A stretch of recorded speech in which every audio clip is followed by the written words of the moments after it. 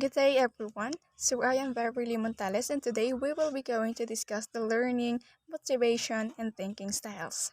But before anything else, let me read first the objectives of my topic. So, first, define learning, motivation, and thinking styles.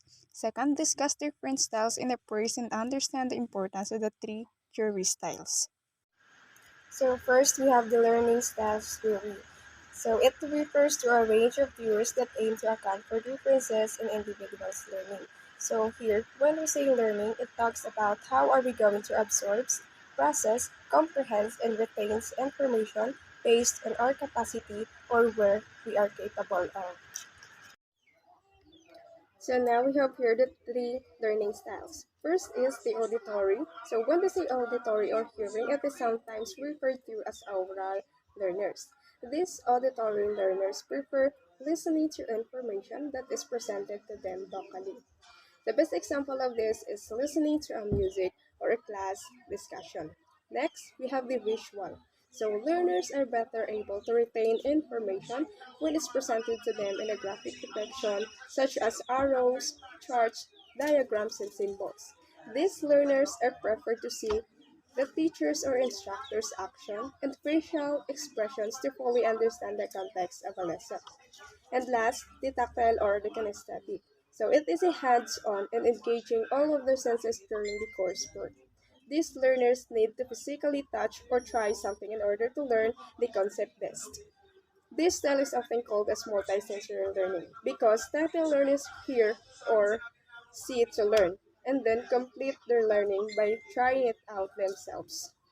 So here, for example, yung bata is gusto matutong magbilang. So, you can give them a coins or anything that pwede nilang bilangin. Kasi in tactile or kinesthetic, it involves a touching and moving things. So next, we have the motivation styles theory. So this is a theory that study about understanding what makes a person to study, learn, or work to achieve each goal in life. So as what the previous discussants discusses, when we say motivation, it is the reason to do something.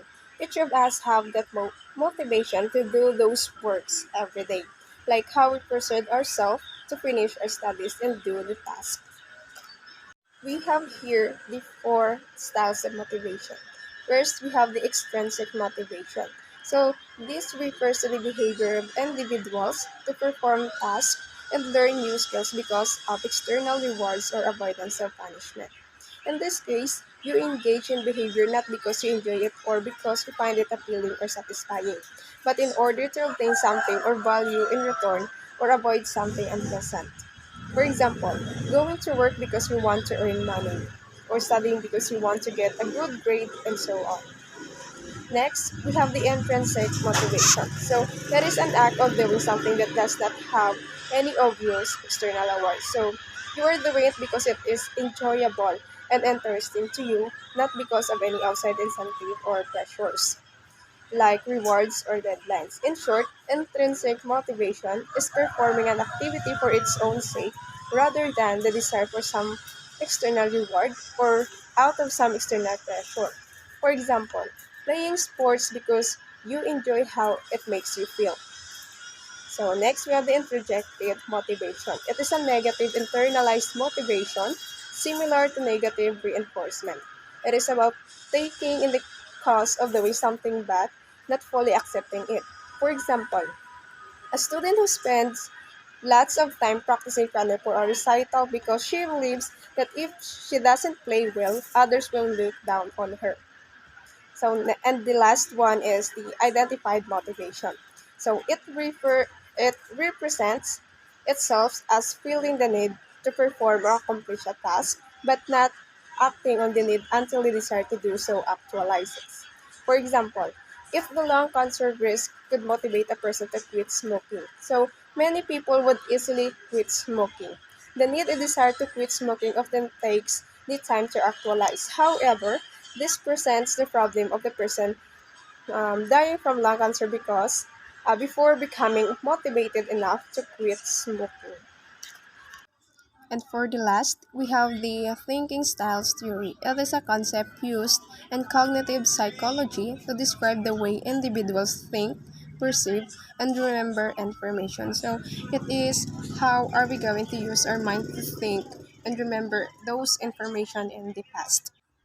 For the modes of thinking styles, we have three: the convergent, divergent, and lateral. So when we say convergent, it generally means the ability to give the correct answer to standard questions that do not require significant creativity.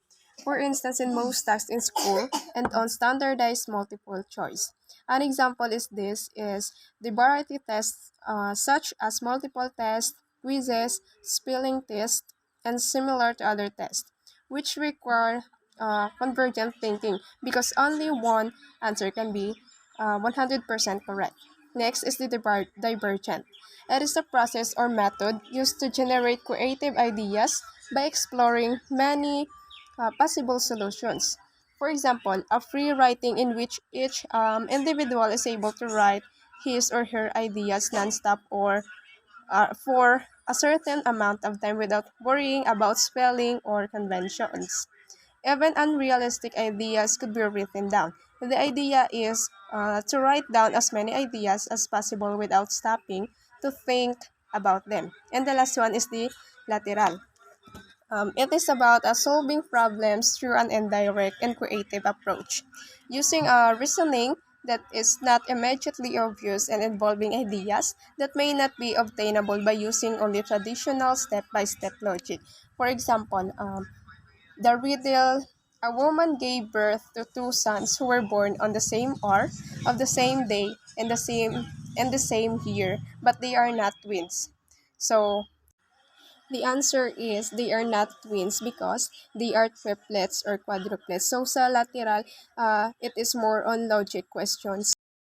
So for the conclusion, learning is how we observe processes, comprehends, and retains information using our auditory, visual, and tactile or kinesthetic.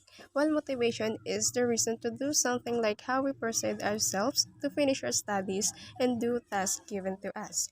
For the motivation styles, we have extrinsic, intrinsic, introjected, and identified motivation. Lastly, thinking styles is how we going to use your mind to think and remember information in the past. Convergent, divergent, and lateral is the three modes of thinking styles. So that was all. Here's my references and thank you for listening.